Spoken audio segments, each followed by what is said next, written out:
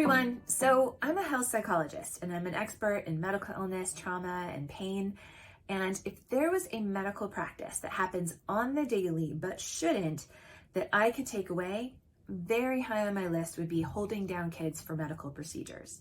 Because while the science and best practice guidelines and literally every major medical organization in the world all agree this is a very bad idea, it still happens every single day. Now, the reasons why are complicated as always, but a lot of it comes down to kind of insufficient training and knowledge and the very human, but usually very unhelpful tendency of humans to do things the way they've always been done. But there's also some really powerful myths that get in the way. And so I'm going to spend the next few videos going over those myths and, very importantly, what in the heck you can do to make sure that you, your kid, and that medical provider can walk away from that next medical procedure feeling much better about what in the heck just happened. So let's do this.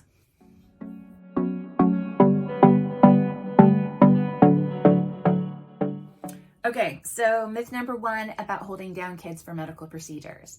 We have to do this to keep them safe. Actually, no, you don't. Well, we can all agree that keeping kids safe during a needle stick or vaccine or whatever is important. Turns out holding them down on their back is absolutely not the way to do that. In fact, there's really good evidence that holding them down on their back is actually a recipe for medical trauma. It can spark off future reactions of fear and panic and freak out at the very thought of getting a shot or even going into a healthcare setting. So we can all agree that making kids afraid of doctors is not the direction we want to go in. Because what they're really talking about is keeping kids still enough to safely put a needle into their arm. So there are other, much more effective ways to do that. More on that in the next videos.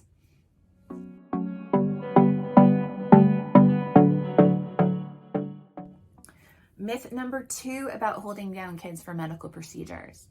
I've been doing this for years. It's not a big deal. They probably won't even remember it. Not true. Look, I am 47 years old and I can remember like it was yesterday being an absolutely terrified 4-year-old being held down by 4 nurses, screaming hysterically for my mom who was waiting hopelessly in the waiting room. I can tell you about the Muppets poster on the wall. I can tell you the exact blue of the nurses' scrubs. And having treated medical trauma for decades now, I can assure you, they do remember it. You want to test that theory? Think about your own earliest medical memory. Ask your friends about their earliest medical memory. You will absolutely hear stories of fear and panic and running from exam rooms, usually followed by some sort of statement like, "And I still hate getting shots," or even worse, but still common, "And that's why I don't go to doctors." So yes, they will remember and carry that fear and memories to their future doctor visits and into adulthood. So let's not, shall we?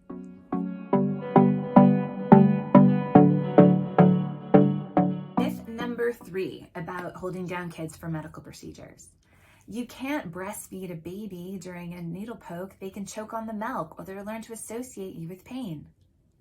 Nope, not a thing. Look, babies are resilient. They are little effective machines designed for eating, and there is zero evidence that they're going to choke or associate you with pain. On the contrary, there is great evidence that the natural sugars in the milk, that like primal soothing of the sucking motion, and the warmth and comfort of being near a trusted parent or adult is fantastic for pain management and changes the way they process pain signals. So even for kids that aren't breastfeeding, that being cuddled and comforted by a trusted parent is a huge, huge advantage. And skin to skin, even better.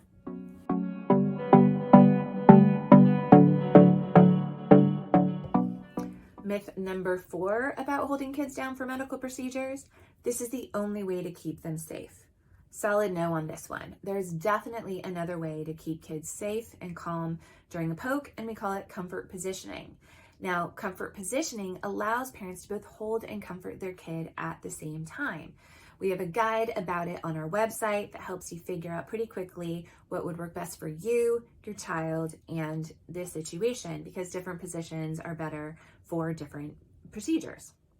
Now, the impact of a parent or trusted adult's presence, warmth, and reassurance is huge. because there is a massive difference between held down against your will by strangers and sitting on a trusted adult's lap with your mom or dad or whoever, using their arm to help your arm and body stay nice and still so we can get through this quickly and safely.